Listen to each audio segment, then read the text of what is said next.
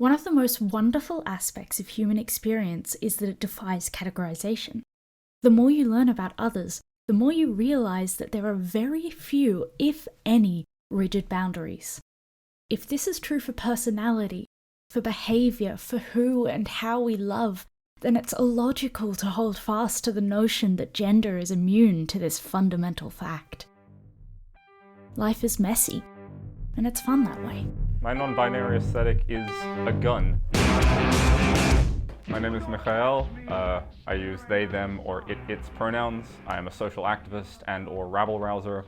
And I'd say my relationship with gender is primarily one based on mutual respect and fear. Gender is, at least from my perspective, a social role that we fall into. And these social roles have been different throughout societies, in different societies around the world and through history. But it's not just that role, it's also about how other people see that role and how you yourself feel about inhabiting that role. Well, broadly, it's categorized as obviously male and female and nebulous other. And I think for a lot of people who haven't thought about gender a lot, that other is simultaneously the space between male and female, and also a third thing. It occupies this kind of hyperspace where it is both existing between and existing outside of the male-female binary. Gender expression is, I believe, a conscious it's a conscious act of embracing or determining which roles in society you want to be taking, determining how exactly you want to be engaging with those things, and then consciously changing your behavior and presentation accordingly. I think once we come to understand that, like, actually, non-binary gender is so diverse. Like, I personally consider myself gender fluid, where I bounce between male and female and some third thing that I cannot give you the name of, does not have a name in this language. But other people are going to have very different experiences where they are solely between male and female, or solely between that other thing. Some people will move between them. Some people will stay in one spot. Some people will reject the entire concept entirely and say that they are agender or genderless. And once, like, part of the problem is that all of those experiences are currently given the one label. It isn't a third category necessarily. You see on the sign-up forms, describe your gender, male, female, other, and that other is actually massive. It's everything between male and female and everything outside of that.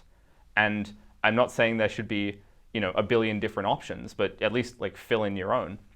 There's a quote I heard from some Italian radical back in the day. He says, burn down the institutions before they convince you that they are necessary. Destroy the oppressor before you come to expect to be oppressed. Smash the system before you get used to the system. And I feel like that's an approach that I personally like when it comes to gender. Don't try to construct an identity and then ask me to fit into it. Either give me space for my own identity that I've made myself, or get the fuck out of my way. I don't like that the language of assigned male at birth, assigned female at birth is the only language we have. It is the language that I use and that a lot of other people use, but I think it's kind of shitty that the only way we can sort of talk about our experiences is to tie ourselves to a previous experience that maybe we're uncomfortable with.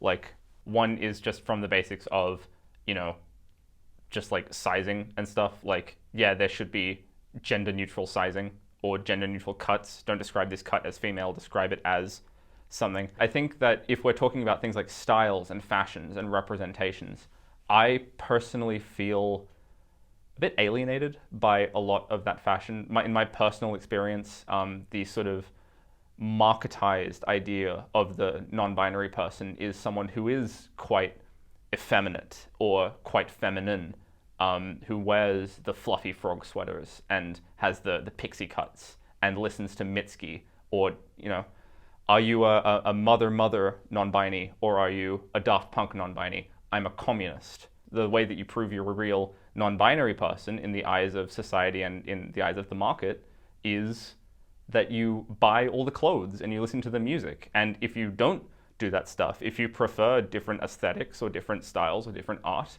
it's very hard to see figures in the media, or at least from my perspective, that reflect your experience, and that's quite alienating. The art that radically changes the cis understanding of gender is not going to be constructed by a cis person or a cis person in collaboration with a trans person. Even though I think it's great that lots of studios and writers groups, etc., are reaching out to gender diverse people to have their perspectives and have them on board, you just can't get that real, true understanding if it's being filtered through a cis person's lens. I think that art is very personal and it's very vulnerable. And I think that if a cis or non-binary person is not willing, if a trans or non-binary person is not willing to put themselves out there and expose that vulnerability, that's through no fault of their own. It's not the job of every trans or non-binary person to educate. Some of us just want to go about our fucking lives. But I think that being very honest and being very truthful about your personal experiences is a real key part of that. And I don't know what that looks like, but I hope that I will know it when I see it.